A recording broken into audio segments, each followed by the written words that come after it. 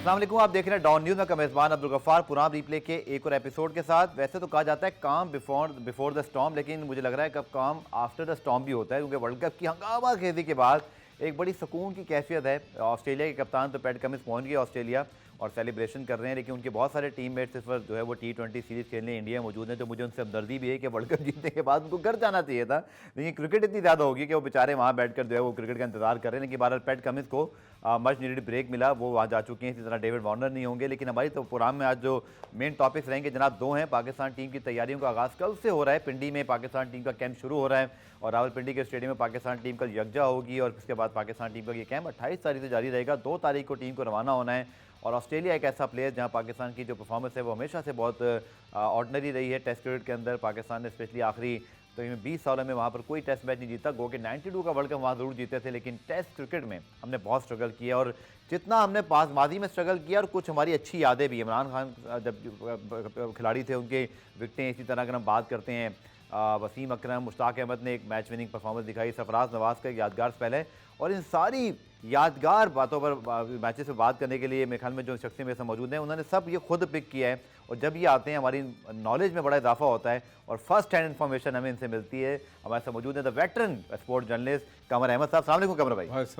कमर भाई, मैंने ठीक कहा कि माजी में बड़ी अच्छी अच्छी परफॉर्मेंसेज हुई जो मैंने आपको कुछ गिनवा भी दी, आपको तो खैर सब याद है, आपने सब पिक किए, लेकिन उसके बाद डिजास्टर है। हम वाइट वॉश ही हुए हैं 99 के बाद से अभी तक लगातार 14-15 टेस्ट मैचेस हैं। कमर भाई, इस बार तो हमने कप्तान भी तब्दील किए हैं, इस बार तो हमने कोचेस भी तब्दील कर दिए हैं, डायरेक्टर क्रिकेट भी आ गए मोहम्मद हफीज़, शायद उन्हें कोच भी वही होंगे, उमर गुल भी आ गए, सईद अजमल भी आ गए, शान मसूद कप्तान बन गए। ना दुनिया ये बात करती है जी आप ऑस्ट्रेलिया में जाने से पहले बहुत अच्छा होमवर्क करें, एक कंसिस्टेंसी रखें। हम तो पूरा का पूरा सेटअप ही नया करके जा रहे हैं। क्या ख्याल है आपका? फिर हमें एक बार फिर मुश्किल तो होगी, लेकिन ये जो रीसेंट तब्दीलियाँ हैं इट विल हेल्प और नॉट? तब्दीलियाँ तो बहुत ज़रूरी होती हैं। अगर आपकी टीम कामयाब और सक्सेसफुल नहीं है eight highest level, international level, तो आपको ज़रूरी है कि चॉपिंग एंड चेंजिंग करें। अब देखिए कप्तान भी तब्दील हो गए हैं, टीम में भी कुछ तब्दीलियाँ आ गई हैं, लेकिन जैसे आपने अभी कहा कि ऑस्ट्रेलिया में काफ़ी मैंने पाकिस्तान टीम के साथ दूसरी टीमों के साथ टूर किए हैं। जी। पाकिस्तान टेस्ट तो वहाँ जीता है गाहे बगाहे, लेकिन कभी टेस्ट सीरीज़ पाकिस्तान वहाँ नहीं जीता। आखिरी 96 में जीते हैं वो टेस्ट आखिरी मैच, टेस्ट सीरीज़ नहीं जीते, कभी नहीं जीते। तो मेरा कहने का मकसद ये जी हाँ कि टेस्ट तो मैंने जीतते हुए देखा है ऑस्ट्रेलिया। तो इस टीम में कौन से यादगार टेस्ट मैचेस जो आपने खुद कवर किए जो पाकिस्तान जीता? वो सबसे यादगार जो टेस्ट मैच मैंने कवर किया ऑस्ट्रेलिया में वो 1983 का टेस्ट था, डेनिस लिली और रॉडनी मार्श और वसीम बारी और ग्रेग चैपल का आखिरी टेस्ट। ठीक। ग्रेग चैपल ने उस सीरीज़ के पहले टेस्ट में सेंचुरी बनाई पाकिस्तान के खिलाफ और आखिरी टेस्ट में 182 बना दिए।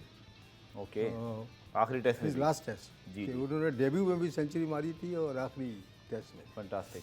तो that was most memorable because एक दुनिया का बहुत बड़ा अजीम बॉलर। और पाकिस्तान की आखिरी टेस्ट में जो आपने कवर की वहाँ पे आपको याद आ रही है? में मुश्ताक अहमद जो उनकी जी हाँ वो टेस्ट जीते थे वहाँ पे 96 में। जी हाँ, और दूसरी बात ये कि वो यादगार एक टेस्ट वो है कि जो हम जीत नहीं सके लेकिन ड्रॉ कराने में कामयाब हो गए थे। वो था एडिलेड का टेस्ट जिसमें 1989 में जब वसीम अकरम और वकार यूनुस ने एक सुलगती आग की तरह गर्मी में एडिलेड में सेंचुरी बनाई दोनों ने, इमरान खान ने और वसीम अकरम ने। बिल्कुल, बतौर ऑलराउंडर वो बड़े पीक पर थे अपने। ये बड़े यादगार लम्हे इसलिए भी मेरे लिए हैं। फिर मैं शेन वॉर्न का टेस्ट डेब्यू मैंने कवर किया वहाँ पर 1991 में इंडिया के खिलाफ। ओके, तो it was not a good debut. Not a good debut, एक विकेट ली 150 रन पे। तो मैंने प्रेस बॉक्स में कहा ये बिल्कुल बेकार बॉलर है। ओह अच्छा, ये कभी बॉलर बन ही नहीं सकेगा। तो उन्होंने फिर आपको गलत साबित कर दिया। तो I had to eat my words. और आज हम उनको याद भी कर रहे हैं जब वो ये ऑस्ट्रेलिया वर्ल्ड कप जीता। ग्रेट शेन वॉर्न, जिनकी कमी बड़ी महसूस हुई क्योंकि वो एक बड़ा ज़बरदस्त कैरेक्टर भी थे। बात करते हैं ज़रूर कमर भाई ऑस्ट्रेलिया की आने वाली सीरीज़ पे भी, लेकिन हमें हमारे नुमाइंदे गुलाम मुर्तज़ा भी जो है वो ज्वाइन कर रहे हैं और उनसे बात करेंगे। पाकिस्तान टीम का कैंप शुरू हो रहा है। गुलाम मुर्तज़ा, बताइएगा तैयारियाँ पाकिस्तान टीम की कल से शुरू हो रही है, कैंप लाहौर की जगह पिंडी शिफ्ट हुआ, वो भी बता दीजिएगा वजह। और दूसरा ज़ाहिर बात है कि शायद मेरे ख्याल में इमामुल हक हैं, वो तो अभी ज्वाइन नहीं कर सकेंगे, आई थिंक उनकी जो शादी है उसके लिए वो मसरूफ़ हैं। तो बाकी क्या आपके पास इतलात हैं पाकिस्तान टीम की तैयारियों के हवाले से? जी, लाहौर में स्मोक की वजह से जो लाहौर में कौमी टीम का टेस्ट दौरा ऑस्ट्रेलिया के लिए कैंप था, वो रावलपिंडी शिफ्ट किया गया और कल से कैंप का आगाज हो जाएगा। इमामुल हक अपनी शादी की मसरूफियात की वजह से इसमें शिरकत नहीं कर सकेंगे और इसी तरह फ़हीम अशरफ की भी शादी है, वो भी कैंप का हिस्सा नहीं होंगे, लेकिन वो ऑस्ट्रेलिया साथ ही जाएंगे कौमी टीम के हमरा।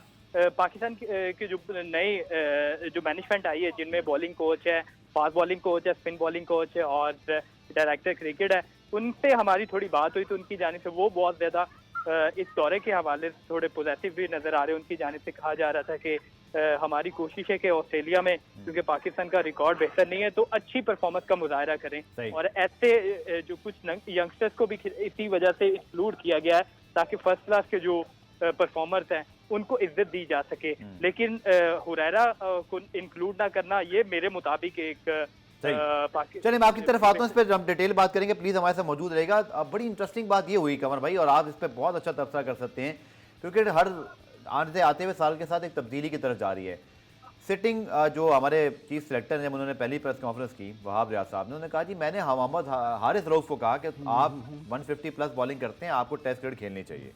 हारिस रऊफ के करीबी ज़राए खबरें आगे क्रिकेट इन्फो पे सब जगह वो खबर मौजूद है कि उन्होंने कहा भाई मैं अचानक कैसे खेल सकता हूँ, क्योंकि मैं तो खेलता ही सिर्फ वाइट बॉल क्रिकेट हूँ, मैं तो फर्स्ट क्लास भी सिर्फ 9 खेला हूँ, और ये बातें तो पहले होनी चाहिए थी ना। हो चीफ सेलेक्टर ने इससे बड़ी नापसंदीदगी का इजहार भी किया कि आपको अपने मुल्क के लिए हर वक्त तैयार रहना चाहिए। मेरे आपसे सवाल ये है सर, क्या ये दुरुस्त है कि आप किसी भी T20 या वनडे के बॉलर को, जो वनडे में भी स्ट्रगल कर रहा है, जो T20 का एक अच्छा बॉलर है, आप उसको ज़बरदस्ती टेस्ट मैच खिलाना चाहें एक बात, या आप समझते हैं जैसे शाहिद अफरीदी ने कहा कि भाई मुल्क के लिए आपको हर वक्त तैयार रहना है। अब ये एक जज्बाती बात जरूर हो सकती है, लेकिन T20 का बॉलर अगर जज्बात में चला भी जाए टेस्ट मैच खेलने, तो उसकी फिटनेस का इम्तिहान होगा। कमर भाई आपके क्या व्यूज हैं इस पर? क्रिकेट में देखें कि आप दुनिया के कितने बड़े भी खिलाड़ी हों, इसका मतलब ये नहीं है कि आपको क्रिकेट भी आती है। दो अलग चीज़ें हैं। ठीक है। बॉलिंग बैटिंग करना और एक क्रिकेट की सोच रखना। ठीक है। क्रिकेट की सोच वो अच्छे लोग रखते हैं जो अच्छे कप्तान बन जाते हैं, हालांकि वो इतने बड़े खिलाड़ी भी नहीं होते। जैसे आप माइक ब्रैडले की मिसाल, बिल्कुल उनकी मिसाल दी जाती है कि one of the most successful captains of England who never made 100, but कामयाब कप्तान थे। बिल्कुल। तो ये मेरे कहने का मकसद ये है कि कोई अच्छा खिलाड़ी बैट्समैन हो या बॉलर, उसका मतलब ये नहीं कि वो एक अच्छा कप्तान भी हो सकता है। कौन ठीक है, हारिस रऊफ या वहाब रियाज? सर देखिए, बात मैं समझता हूँ कि हारिस रऊफ इज़ करेक्ट। ठीक है। इसलिए कि उनको अभी अपनी लिमिटेशंस पता है, वो खुद समझते हैं उनकी बॉडी क्या और वो करेगी। खुद को समझते हैं कि वो टेप बॉल बॉलर है। इस पे नापसंदीदगी का इजहार कर सकते हैं चीफ सेलेक्टर, जैसे उन्होंने कहा, जैसे शाहिद अफरीदी ने कहा, वो समझते हैं जी आपको अवेलेबल होना चाहिए था। देखिए, अवेलेबल तो मैं भी हूँ, आप भी हैं, पर वो करेंगे क्या जाके? लेकिन इसका मतलब ये नहीं है कि हम खेल जाएं। हाँ एग्जैक्टली। बात ये है ना कि अब ये चीफ सेलेक्टर बने हैं, वो आप रियाज फाइन बॉलर, बिल्कुल एंड नाइस मैन, यंग हैं, हाँ, काम तो कर सकते हैं। अच्छा ठीक है, उन्होंने अपना ओपिनियन दिया है इस बात पे, इसमें कोई नाराज़गी की बात तो नहीं है। लेकिन बात यह है कि एक शख्स खुद कह रहा है कि I am sorry, I am not up to it. बिल्कुल। और मैं टेस्ट क्रिकेट में हिस्सा नहीं ले सकता। एक टेस्ट सर उन्होंने खेला है, 78 रन दिए थे, 1.5 दिन बाद वो अनफिट हो गए थे इंग्लैंड के खिलाफ 20 टेस्ट में। सिर्फ 9 फर्स्ट क्लास मैचेस का तजर्बा है। तो क्या हमारे पास बॉलर खत्म हो गए हैं सर? देखिए, क्या मैं T20 बॉलर की तरफ जाना पड़ा? बगैर फर्स्ट क्लास तजुर्बे के भी बहुत सारे दुनिया के लोग टेस्ट क्रिकेट खेले। ठीक है। पाकिस्तान में भी। जी जी। तो जैसे तौसीफ अहमद की एक मिसाल है। सही है। ठीक है ना, ठीक है। वो ऑस्ट्रेलिया के खिलाफ टेस्ट खिला दिया, कराची में 7 विकेट ले गए मैच, बिल्कुल बिल्कुल, ग्रेग चैपल की साइड के खिलाफ। तो बात यह है कि आप खुद में इतना कॉन्फिडेंस महसूस करते हैं या नहीं करते, आप ये समझते हैं अपने आप के बारे में कि क्या आप में एबिलिटी है कि नहीं है कि आप परफॉर्म कर सकेंगे हाईएस्ट लेवल पे। तो ये ऑनेस्टली मैं आपको ये बताता हूँ कि ये हारिस सही डिसीजन था। सही, इसलिए कि he is not up to it. बिल्कुल सही बात है। इस पे मैं गुलाम मुर्तज़ा कल, बल्कि मुझे पहले ब्रेक लेना है, ब्रेक से आप जब वापस आएंगे तो मैं ज़रूर गुलाम मुर्तज़ा से बात करूंगा कि कल आकिब जावेद जो कि लाहौर कलंदर्स के हेड कोच हैं, जिन्होंने एक्चुअली डिस्कवर किया था हारिस रऊफ को, उन्होंने बड़े इस पर जो है वो अपना रिएक्शन दिया। तो क्या ये मामला इसके बगैर हल हो सकता था? ये कंट्रोवर्सी जो बन गई है, इसके ऊपर मज़ीद बात करेंगे शॉर्ट कमर्शियल ब्रेक के बाद।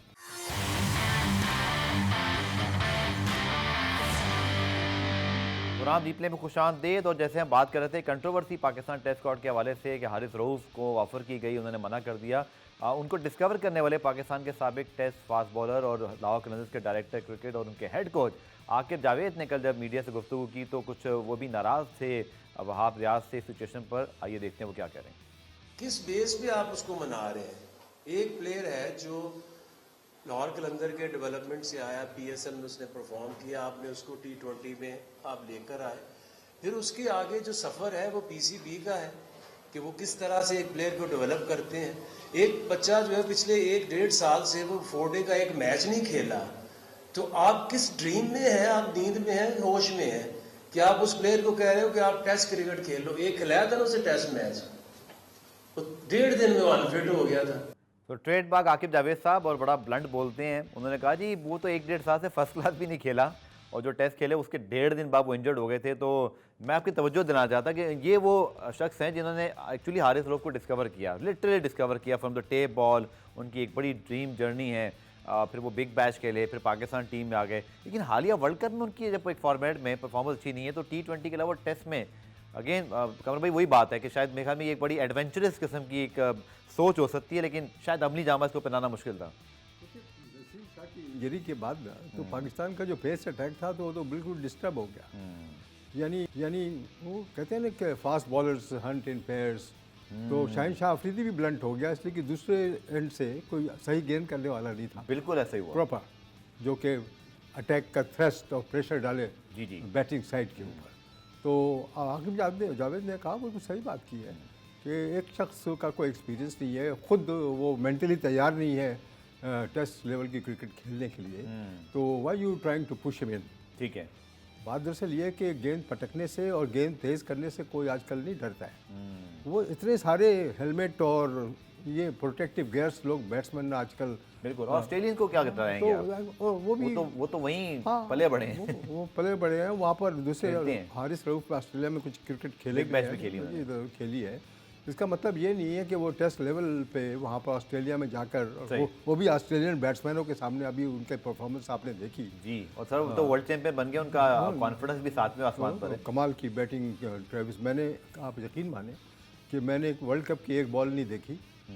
सिर्फ फाइनल के दिन मुझे जहीर अब्बास ने ज़बरदस्ती पकड़ के मेरे घर आकर मुझे ले गए। अच्छा और कहने लगे कमरे में कम से कम चेस तो देख लें, हाँ फाइनल की रन चेस। मज़ा आया फिर आपको? तो आई एंजॉयड इट। और जिस वक्त ट्रेविस हेड बैटिंग कर रहा था तो जिस काम एंड कंपोज तरीके से वो बैटिंग कर रहा था, मैंने कहा ये ऑस्ट्रेलिया मैच जीत गई। और सर उनका जो स्टाइल है वैसे भी थोड़ा सा हो ना, मुस्ताशी आजकल ज़रा कम नजर आती है, तो मुझे वो ग्रेट डेविड बून या एलम बॉर्डर, मर्व ह्यूज, इस तरह के जो टिपिकल ऑस्ट्रेलियन बड़े प्रोफेशनल अपराइट किस्म के, वो झलक भी एक कन्वेंशनल ऑस्ट्रेलियन क्रिकेटर्स की नजर आती है। टिपिकल ग्रिटी, हाँ बिल्कुल, ये आपने सही वर्ड यूज़ किया। उनके ग्रिटी एटीट्यूड होता है ऑस्ट्रेलियन क्रिकेटर्स का। बिल्कुल। और वो भी जबकि हालात उनके फेवर में ना हो। बिल्कुल, वहीं वो परफॉर्म करते हैं, ये उनकी सबसे अच्छी बात है।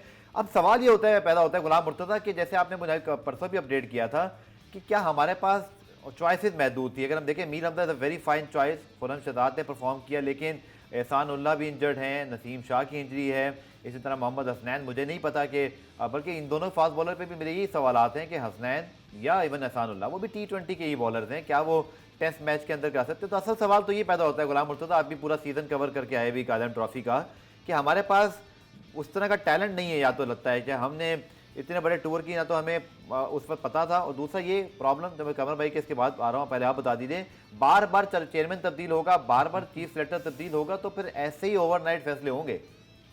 जी बिल्कुल, आपने ठीक कहा कि पाकिस्तान के पास एक्सप्रेस फास्ट बॉलर नहीं है, क्योंकि नसीम शाह अनफिट हो गए, उसके बाद एहसान उल्लाह अनफिट हो गए, मोहम्मद हसनैन अनफिट हो गए, एहसान उल्लाह अनफिट हो गए। तो चार आपके जो fast bowler, premium fast bowler थे जो तेज गेंद करते हैं, 140 प्लस बॉलिंग करते हैं, तो जब वो अनफिट हो जाएंगे तो आपको कोई किसी ऐसे एक्सप्रेस फास्ट बॉलर पे जाना पड़ेगा कि जो ऑस्ट्रेलियन विकेटों पे तेज गेंदबाजी कर सके थे। लेकिन हारिस रऊफ ने इनकार कर दिया, जिसकी वजह से जो चीफ सेलेक्टर है और दीगर पाकिस्तान क्रिकेट बोर्ड की मैनेजमेंट है उनको बुरा लगा, क्योंकि वो चाह रहे थे कि ऑस्ट्रेलिया में एक ऐसा फास्ट बॉलर जाता जो 140 प्लस बॉलिंग करता, जब उन्हें बॉलिंग करवाई जाती तो वो छोटे छोटे स्पेल करते, लेकिन वो तेज बॉलिंग करते, बाउंसर मारते, ताकि ऑस्ट्रेलियन बैट्समैन को थोड़ी दिक्कत होती। लेकिन चार फास्ट बॉलर अनफिट होने के बाद तो हारिस रऊफ के पास हमारे पास, आपको कहने मतलब ये गुलाम मुर्तज़ा कि हमारे पास हारिस रऊफ के अलावा, मुझे ये बात पता है, लेकिन जो कि आप रिपोर्टर हैं, आपने सारे मैचेस जाके कवर किए, कोई एक 145 प्लस वाला फिर हमारे बॉलर नहीं है इस वक्त डोमेस्टिक क्रिकेट में, ऐसा ही है जो 4 रोजा क्रिकेट खेल रहा हूँ। जी, अभी तक जो पाकिस्तान की फर्स्ट क्लास खेलने वाले बॉलर हैं, जो पाकिस्तान खेल सकते हैं, पाकिस्तान ए खेल सकते हैं, पाकिस्तान को रिप्रेजेंट कर सकते हैं, उनमें अभी 140 प्लस वाला बॉलर और कोई दिखाई नहीं दे रहा। इस वजह से जो पाकिस्तान के जो चीफ सेलेक्टर थे और दीगर जो मैनेजमेंट थी, उनको सिलेक्शन के हवाले से मुश्किलात का सामना भी करना पड़ा। तो इसी वजह से हारिस रऊफ को कहा गया कि आप हमारे साथ चले टेस्ट मैच खेलने के लिए, लेकिन उन्होंने इनकार किया। और दूसरा आपने कहा कि नसीम शाह, मोहम्मद हसनैन और एहसानुल्लाह की क्या अपडेट है, तो नसीम शाह तकरीबन 2.5 हफ्ते बाद बॉलिंग स्टार्ट कर देंगे, एहसानुल्लाह को भी तकरीबन महीना लग जाएगा, और इसी तरह जो मोहम्मद हसनैन है उनको भी तकरीबन वो। चलिए, मेरा सवाल अब कमर भाई से ये, कमर भाई कि अनफॉर्चुनेटली आप देखेंगे ऑस्ट्रेलिया के पास शायद अभी भी अगर पैट कमिंस, स्टार्क, हैदरवुड ना हो तो उनके पास 2 से 3 ऑप्शन जरूर पड़े होंगे, और वो ऐसे होंगे कि हमारे खिलाफ आके डेब्यू में 5 भी आउट करते हैं। बहुत मरतबा हमने देखा। ये बड़ी नाकामी नहीं है हमारे सिस्टम की सर, कि पूरा साल हमें डोमेस्टिक सीजन कराया, लेकिन जब हमें रिप्लेसमेंट की बात आई, एक नसीम शाह नहीं मिल पा रहा सर, हमें एक रिप्लेसमेंट उसकी मौजूद नहीं है। Mohammad Waseem junior is a very fine prospect, लेकिन वो लिमिटेड ओवर्स के हैं। खुर्रम शहजाद का अभी डेब्यू होगा अगर वो जाते हैं। अगर आप देखें तो मीर हमजा, यस मैं उनकी रिस्पेक्ट करूंगा कि उन्होंने बहुत लंबा परफॉर्म किया डोमेस्टिक में और ऑलरेडी उनका इंटरनेशनल क्रिकेट का एक्सपीरियंस है, बट हमारे पास 3 फास्ट बॉलर पूरे नहीं हो रहे सर। देखिए, जब सिस्टम्स इन प्लेस नहीं होते हैं, यानी कंसिस्टेंसी नहीं हो किसी भी कंपनी में या किसी भी डिपार्टमेंट कॉर्पोरेशन में, तो उसका परफॉर्मेंस जो है वो उस तरह नहीं हो सकता जहाँ पर लोग सिस्टम में काम करते हैं। सही। हमें तो ये भी नहीं पता होता कि अगले दिन बोर्ड का चेयरमैन कौन होगा। एग्जैक्टली। हमें ये नहीं पता होता कि अगले दिन सिलेक्टर कौन होगा पाकिस्तान का। ऐसे ही है। The so called selectors of Pakistan हमेशा से सो कॉल्ड सिलेक्टर्स रहे हैं। वो लाइक्स और डिसलाइक्स पे कैप्टन के और चंद लोगों के, आपको याद नहीं है कि एक दफ़ा सिलेक्टर्स ने टीम सेलेक्ट करके पाकिस्तान बोर्ड को दे दी, और शफकत नकवी साहब जो चीफ ऑपरेटिंग ऑफिसर थे, जो एक ब्यूरोक्रेट थे, जी जी, उन्होंने टीम चेंज करके 3 अपने बंदे टीम्स में डाल दिए खेलने के लिए। ओह आई सी। ये कैन यू इमेजिन दिस? ये जब सिस्टम प्लेस में नहीं होता है तो परफॉर्मेंस इसी तरह की होती है जिस तरह का सिस्टम है। तो सर हम जिस हालात में जा रहे हैं, हमारे पास 2 लिटरली फास्ट बॉलर हैं, बाकी हमारी उम्मीदें हैं sir. Abrar is a very fine prospect, लेकिन आपको पता है, आप उससे बेहतर जानते हैं कि ऑस्ट्रेलिया में सिडनी के अलावा किसी विकेट पर स्पिनर का कोई एक्सपोजर ही नहीं होता। वो शेन वॉर्न जैसे स्पिनर या तो फिर आप हों इतने बड़े स्पिनर। सो हम क्या एक्सपेक्ट करें सर? ये नए कप्तान, नई मैनेजमेंट के साथ जो टीम जा रही है, और हमने 96 में वो मुश्ताक अहमद वाला टेस्ट जो आपने भी कवर किया, सिडनी में अगेन वो चूंकि उनको विकेट सूट कर रही थी, उन्होंने आउट कर दिए।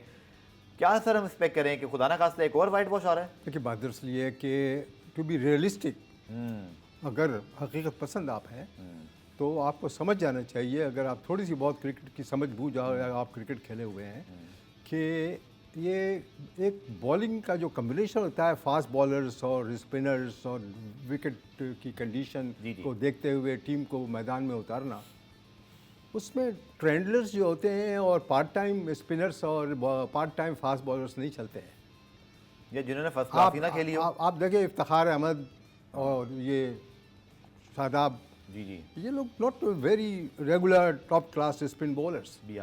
जैसे नवाज भी खेलते रहे वर्ल्ड कप में। मैं तो अबरार को का टेस्ट डेब्यू देखा, पूरा उसका परफॉर्मेंस देखा। बहुत बड़ी गलती पाकिस्तानियों ने की कि अबरार को साथ लेके नहीं गए। आप सर साथ था, हाँ, ट्रैवलिंग मैं ये रिजर्व स्क्वाड में नहीं डाला उसको। कि आप अपनी आंखों से देख रहे हैं कि जैम्पा परफॉर्मेंस कर रहा है, ठीक है, बिल्कुल विकेटों पे कुलदीप यादव कर रहे हैं, सार्टनर कर रहे हैं, और जो जाडेजा कर रहा है, जी हाँ, विकेटों पे विकेटें ले रहे हैं, और आप अबरार को डगआउट में बैठाए हुए। तो does it say something to you? कहीं आप लोगों की आंखें खुली नहीं है या दिमाग रोशन नहीं हुए हैं कि आप वो आंखों से एक चीज़ देख रहे हैं, उसके बावजूद आप एक स्पिनर को नहीं खिला रहे हैं? कमर भाई, रोना इस बात का है कि आपकी फिर मैनेजमेंट तब्दील हो गई अभी। अब आपको पता है, गुलाम मुर्तज़ा के पास मैं आपके पास जाता हूँ कि जब फरवरी में इलेक्शन हो रहे हैं, 8 फरवरी को, God knows, I am not a political analyst, कि जो भी तब्दीली होती है या जो भी लोग आते हैं उस वक्त नई गवर्नमेंट आती है, ऑलवेज ऑन दो कार्ड्स कि एक नया चेयरमैन आएगा ही आएगा, फिर ये सब होगा। तो सिस्टम सर कब बनेगा और किस तरह से कंसिस्टेंसी आएगी, ये बताइए आप। देखिए, मैं तो 50s से सारे, मैं तो 50s में खुद खिलाड़ी था, जी जी, फर्स्ट क्लास लेवल का, और बड़े बड़े खिलाड़ियों के साथ खेला हुआ। उस वक्त से मैं पाकिस्तान की और दुनिया की क्रिकेट देख रहा हूँ, ठीक है ना। तो उस वक्त से 76 साल हो गए हैं। जी हाँ, आप अगर सिस्टम को नहीं सही करेक्ट कर सकें तो कब करेंगे? ठीक है। तो रोना किस चीज़ का है? रोना सर इस बात का है कि अगर हमारी परफॉर्मेंस अच्छी नहीं है, लेकिन हमें फिर भी पता है कि हम क्या गलतियां कर रहे हैं, बट हम फिर वही गलतियां करते हैं। हमने सिर्फ कोचेस तब्दील कर दिए, हमने फिर कप्तान तब्दील कर दिया, लेकिन हमें डोमेस्टिक क्रिकेट का पता नहीं है, हमें बॉल्स का नहीं पता, हमें पिचेस का नहीं पता कि इसको सर हम कैसे ठीक करेंगे। मैं एक ब्रेक ले रहा हूँ कमर भाई आपकी इजाज़त से, जब वापस आएंगे तो फिर हम डोमेस्टिक क्रिकेट पर बात करेंगे कि अच्छे फास्ट बॉलर प्रोड्यूस करने हैं तो उसके लिए हमें T20 स्पेशलिस्ट लाने हैं ज़बरदस्ती टीम में, या हमें डोमेस्टिक में कुछ करना पड़ेगा। कमर भाई से बात करेंगे शॉर्ट कमर्शियल ब्रेक के बाद।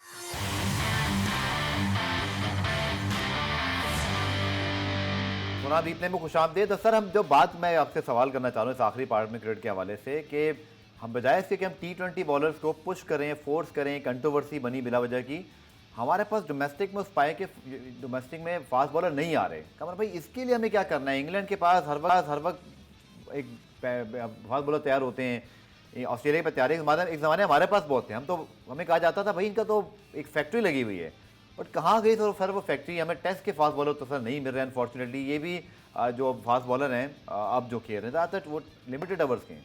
जैसा मैंने पहले कहा कि देखिए जब systems are not in place तो हर चीज़ हैज़र्ड होती है। जी जी 50 से तो मैं खेला हूँ फर्स्ट क्लास क्रिकेट 8-9 साल, उस वक्त से लेकर अब तक कोई सिस्टम ही नहीं है यहाँ पर।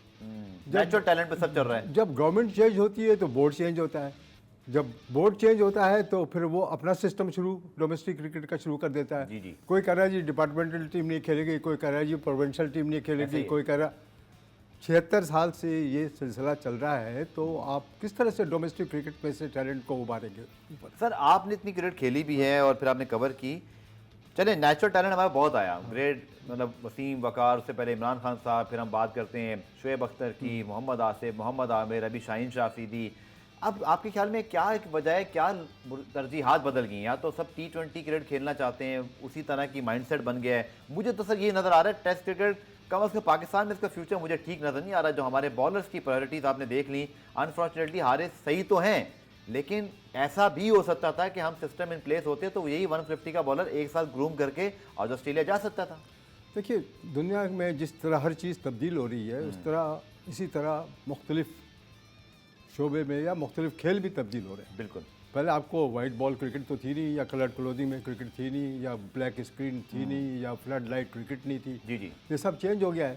तो इसी तरह पहले मोबाइल फ़ोन नहीं था, मैं तो जिस ज़माने में शुरू किया तो मैं टेलेक्स पर रिपोर्टिंग किया करता था। वक्त बदल गया तो अब वो हर चीज़ जादू की तरह हो गई है और पैसे की झंकार है चारों तरफ। सही। पीपल आर मनी ओरिएंटेड और वो उनको पसंद होता है कि किसी तरह से कहीं किसी डायरेक्शन से पैसे आ जाए, भाड़ में जाए परफॉर्मेंस आपकी। तो बात दरअसल ये है कि डोमेस्टिक क्रिकेट, ये पाकिस्तान वर्ल्ड कप जीत गया, चैंपियंस ट्रॉफी जीत गया क्रिकेट की, हॉकी में T20 वर्ल्ड कप जीत गया, ठीक है ना, स्क्वाश के वर्ल्ड चैंपियन हो गए सारे, because of the talent that we had mustered. अब टैलेंट कब तक चलेगा? अब वो टैलेंट, यही तो मैं कह रहा हूँ कि जब आप सिस्टम प्लेस में नहीं होगा तो ये टैलेंट कब तक आपको ऊपर आसमान पे लेके चलता है। चलिए मेरा आखिरी सवाल इस सेगमेंट का गुलाम मुर्तज़ा है। गुलाम मुर्तज़ा, ये भी सवाल आया था मेरे पास सोशल मीडिया से, मैं आपकी तरफ ला रहा हूँ कि जो सेंटर कॉन्ट्रैक्ट होता है जिसमें खिलाड़ियों की सैलरीज हैं, बहुत अच्छी सैलरीज हैं, बढ़ गई हैं, क्या उसमें भी ऑप्शन होता है? जैसे हारिस रऊफ ने इख्तियार किया, मैं सिर्फ एक टेक्निकल चीज़ पूछ रहा हूँ कि क्या उनके ऊपर ये एक बंदिश थी कि उनको हर क्रिकेट खेलनी है, या जैसे हम क्रिकेटिंग वाई बात कर रहे हैं तो उसमें तो खैर पॉसिबल नहीं था कि आप T20 बॉलर को ओवरनाइट टेस्ट बॉलर बना दें। सेंट्रल कॉन्ट्रैक्ट में ये बात शामिल है कि जो क्योंकि 3 साल का कॉन्ट्रैक्ट है, हर 6 माह बाद, हर साल बाद खिलाड़ियों की परफॉर्मेंस की एवेल्युएशन होगी। जब एवेल्युएशन होगी तो जो कैटेगरी में फॉल कर रहा है एक प्लेयर लाइक हारिस रऊफ है, तो बी कैटेगरी में वो फॉल कर रहा है तो वो सी में भी उसे डिक्रीज कर दिया जाएगा उसकी परफॉर्मेंस की बेस पे। और अगर एक ऐसा बैटर या ऐसा बॉलर जो सी कैटेगरी या डी कैटेगरी में फॉल कर रहा है तो उसकी परफॉर्मेंस बेहतर होगी तो उसे बी या ए कैटेगरी में लिया जा सकता है। तो ये परफॉर्मेंस की एवेल्युएशन जरूर होगी। और वहाब रियाज ने भी बाकायदा तौर पे कहा था कि सेंट्रल कॉन्ट्रैक्टेड प्लेयर थे हारिस रऊफ, उस वजह से हमने उन्हें कहा था कि आप 5 डे क्रिकेट खेलने के लिए चलें, तो लेकिन जो हारिस रऊफ ने इनकार कर दिया। तो अब पाकिस्तान क्रिकेट का जो डोमेस्टिक क्रिकेट हो रही है, हर शख्स की ये तरजीह कि वो T20 क्रिकेट खेल ले, पैसा बना ले इजी वे से। चलिए बहुत शुक्रिया गुलाम मुर्तज़ा, इस पर हम डिटेल बात करेंगे। आखिरी सर मेरा क्विक आपसे सवाल कि जो शाहिद अफरीदी ने बात लेकिन जज्बात भी साथ साथ तो आ जाते हैं जब आप मुल्क को रिप्रेजेंट कर रहे हो। कहते हैं जी जाना चाहिए था उनको, ये अपॉर्चुनिटी पाकिस्तान को उनकी जरूरत थी तो उनको फिर हाथ रेस करके जी आई एम रेडी, ये जज्बात वाली बात हम इसमें ला सकते हैं? आपका एक्सपीरियंस क्या कहता है? हम लोग जो we have grown up in a culture of emotion और जज्बाती, हर चीज़ पे जज्बात। चाहे मसल उनके नहीं बने आप अभी देखें तक। अभी ऑस्ट्रेलिया वर्ल्ड कप के जीत के गई है, कोई वहाँ एयरपोर्ट पे उनको लेने को नहीं था, जी जी क्राउड, जी जी जी। ठीक है ना उनको कोई पैसे निछावर कर रहा था, ना कोई उनको गोल्ड ना कोई मेडल था। तस्वीरें खींचने आया मिनिस्टर। तो हमारे फ़खर ज़माने सेंचुरी मारी 10 लाख रुपए। अब आप बताइए ये इस तरह के जज्बात अभी आप खबर देखें भी चलानी होती है ना तो सर, फिर खबर भी तो चलानी है ना। वहाँ ऑस्ट्रेलिया में उनको खबर का पता ही नहीं है, जज्बाती उनको पीआर सीखनी चाहिए। देखिए जज्बाती बयानात से कोई काम नहीं चलता। असल चीज़ है प्रैक्टिकलिटी, कि एक्शन में क्या है, सही। कि आप के जो के वर्ड्स स्पीक लाउडर। बिल्कुल जी, action speak louder than words. ठीक है, बहुत बहुत शुक्रिया कमर साहब, बहुत अच्छी आपके साथ आई थिंक बड़ा सही वक्त पे शो हो गया कि ये बहुत अहम डिबेट थी कि क्या एक यंग फास्ट बॉलर रिफ्यूज़ कर सकता है तो फिर उसका डोमेस्टिक पे क्या हमारा जो है वो डिबेकल शामिल हो गया है, और ओवरऑल T20 क्रिकेट की डोमिनेशन है वो पाकिस्तान में टेस्ट क्रिकेट को डिस्टर्ब तो नहीं कर रही। बहुत बहुत शुक्रिया सर। और हमें ब्रेक शामिल करते हैं, ब्रेक से जब वापस आएंगे पाकिस्तान फुटबॉल की बात करेंगे। पाकिस्तान वर्ल्ड कप क्वालिफायर जीता ज़रूर, लेकिन उसके बाद सेकंड जो ग्रुप है उसके अंदर पाकिस्तान थोड़ा सा राउंड में स्ट्रगल कर रहा है, लेकिन इसका फ्यूचर क्या है, इंपैक्ट क्या है, डिस्कस करेंगे इस शॉर्ट कमर्शियल ब्रेक।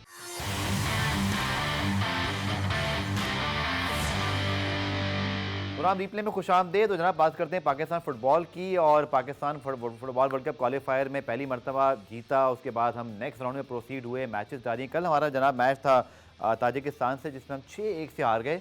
अब बहुत कुछ है इस पर डिस्कस करने को, और लेकिन मेरे ख्याल में पाकिस्तान फुटबॉल को इस वक्त अंडरस्टैंड करना बहुत ज़रूरी है कि जहाँ मौजूद हैं क्या ये हमारा बेस्ट है या हम इसमें और बेहतर हो सकते हैं, और फ्यूचर हमारा क्या है, क्योंकि हम बहुत अरसे बाद पहली मरतबा तो अल्लाह अल्लाह करके पहला मैच जीते तारीख में, तो इसको पॉजिटिव समझना है या अभी जो परफॉर्मेंस है इसको कैसे एवेल्यूएट करना है। मैं आज का शो जो कर रहा हूँ जिनके साथ वो फुटबॉल में पाकिस्तान में सबसे ज़्यादा रिपोर्टिंग करते हैं, एडिटर स्पोर्ट्स हैं और फुटबॉल कॉरेस्पॉन्डेंट भी हैं, फीफा वर्ल्ड कप भी दोनों ने कवर किया। मैच वसीम ऐसा मौजूद है। मैच बहुत शुक्रिया ज्वाइन करने के लिए। Know very open question, because cricket में तो हम सब एक्सपर्ट हैं, बट फुटबॉल में गिने चुने जिनमें आप शामिल हैं, कैसे एवेल्यूएट करें इस चीज़ को कि जो हम यहाँ तक पहुँचे हैं, बहुत वे फॉरवर्ड हमारा बहुत अच्छा है, बहुत बड़ा हमारा अचीवमेंट है, या जो 6-1 है, जाहिर बात है जीत की एक खुशी लोगों को होती है, हालांकि हमारे कोच ने कह दिया था कि ज़्यादा उम्मीद ना रखें।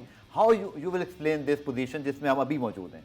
देखिए, फर्स्ट राउंड से सेकंड राउंड में आना वो तो हिस्टोरिक था बिल्कुल, इन एवरी सेंस, क्योंकि हमने कभी वो हर्डल क्रॉस नहीं किया था। नेवर।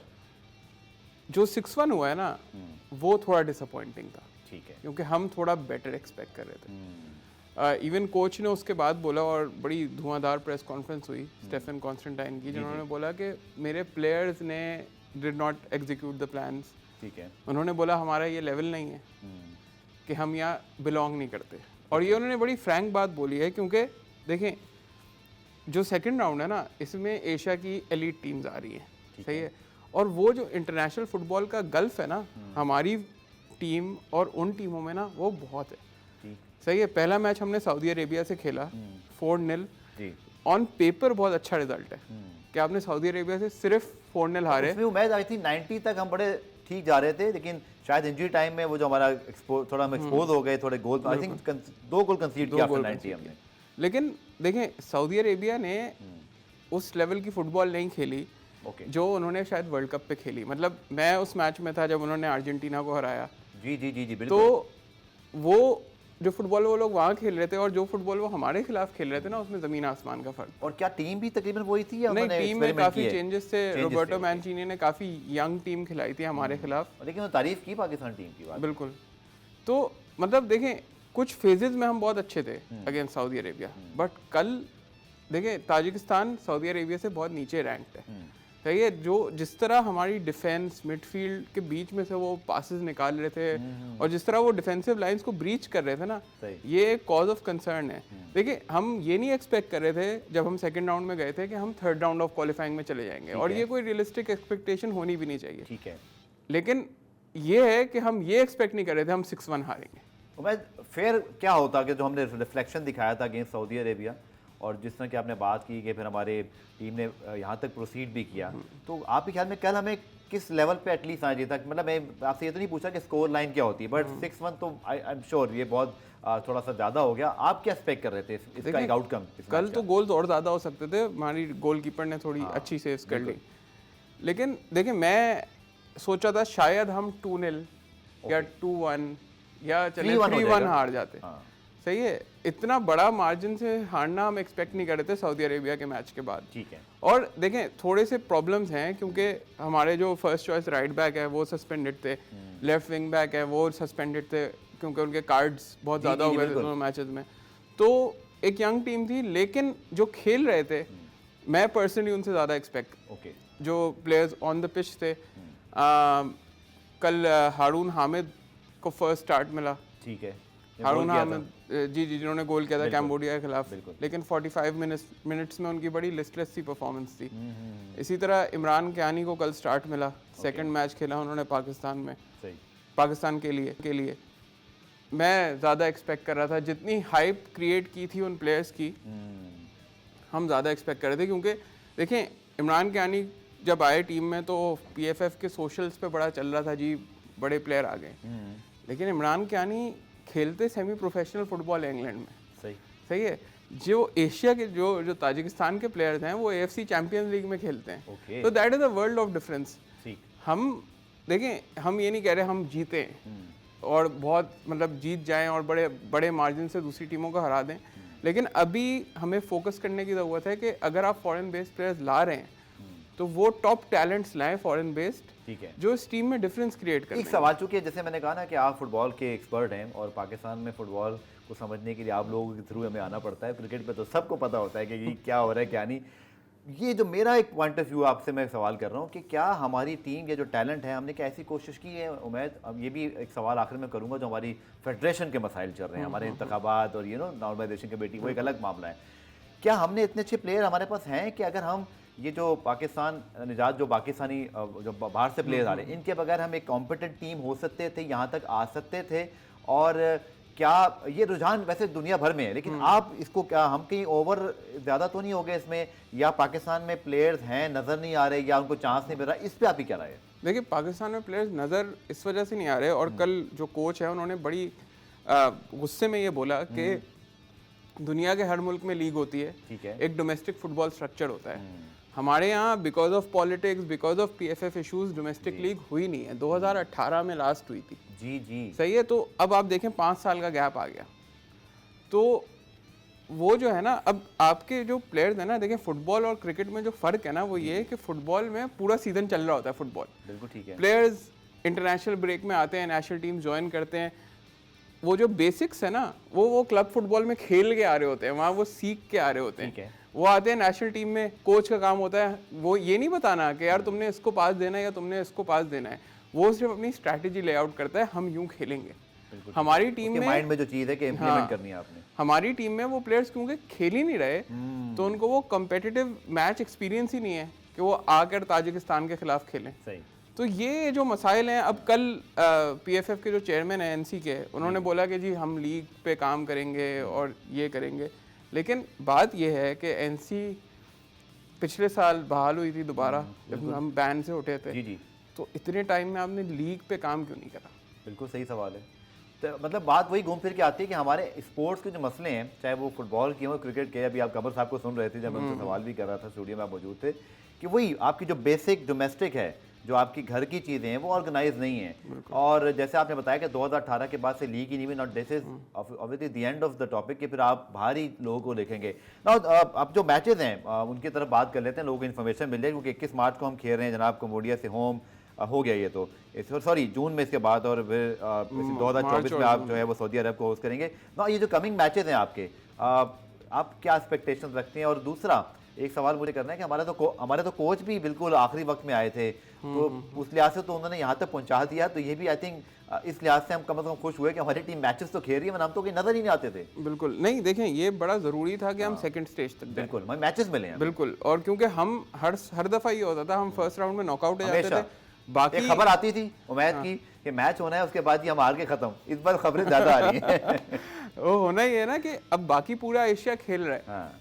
आप आउट हो गए फर्स्ट राउंड में तो आप उस पूरे साइकिल से बाहर हो गए। ठीक है। इस दफ़ा अच्छी बात ये हुई हम सेकंड राउंड में आ गए, और वो मैं भी ये कहता हूँ कि बहुत मिराकुलस विक्ट्री थी, और जो कोच है उनको पूरा क्रेडिट जाता है। ठीक है। कि कैम्बोडिया हम पे अटैक करती रही, तकरीबन आप समझ लें 3 हाफ तो कैम्बोडिया ने ही खेले, हाँ लेकिन हमने रिजल्ट ले लिया। ठीक है। तो वो बहुत बड़ी चीज़ है। और मतलब जब तक पाकिस्तान फुटबॉल की बात होगी तो स्टेफन कॉन्स्टेंटाइन को ज़रूर याद किया जाएगा। बिल्कुल ठीक है। सही है, लेकिन अब हमें नेक्स्ट लेवल पे जाना है ना। अब कोच जो है वो कह रहे हैं कि जी हम एशियन कप की क्वालिफिकेशन टारगेट कर सकते हैं। सही है, अब होगा ये कि इस ग्रुप में जो 2 टीमें बिल्कुल आखिर में फिनिश करेंगी वो एशियन कप के 3rd राउंड में जाएंगी, जहाँ 6 ग्रुप्स होंगे। ओके। और उसमें जो ग्रुप विनर है वो एशियन कप के लिए क्वालिफाई करेगा। तो देखें, अगर हम एशियन कप चले जाते हैं तो मुझसे ज़्यादा खुश तो कोई होगा नहीं, सब खुश और होंगे सभी खुश पाकिस्तानी, होंगे, बिल्कुल। क्योंकि हम इतने सालों से पाकिस्तान फुटबॉल कवर कर रहे हैं और वो एक बड़ा टूर्नामेंट है, एशिया की बेस्ट टीम्स खेलती हैं। तो ये है कि अब उस तक पहुंचने के लिए भी हमें एक जंप इन आवर लेवल कहते हैं चाहिए। लॉन्ग वे टू गो, और इंशाल्लाह इसमें हम बात करेंगे क्योंकि आने वाले मैचेस हैं, हमें यही फायदा हुआ इन मैचेस का कि हम बार बार उमैद को ही बुलाते रहेंगे कि हर मैच से पहले या बाद में इंशाल्लाह हम इसको टाइम देंगे। बहुत शुक्रिया उमैद कि आपने आके अपने सारे जो एक्सपर्ट ओपिनियन दी, और अच्छी बात जैसे उमैद ने भी कहा, खुशी यही है कि हमें मैचेस मिले हैं, फुटबॉल डिस्कस हो रही है, क्योंकि अब हमारे पास कंटेंट भी है, बात कर सकते हैं खिलाड़ी कैसे हैं। अब मुझे उम्मीद नज़र आती है कि अगर हम इस प्रोसेस में अपना सीखने का अमल और अपने डोमेस्टिक को थोड़ा बेहतर करें तो हम आगे बेहतर कर सकते हैं। तो पुराना रिप्ले में आज के लिए इतने, कल दोबारा से मुलाकात होगी, तब तक के लिए अल्लाह हाफ़िज़।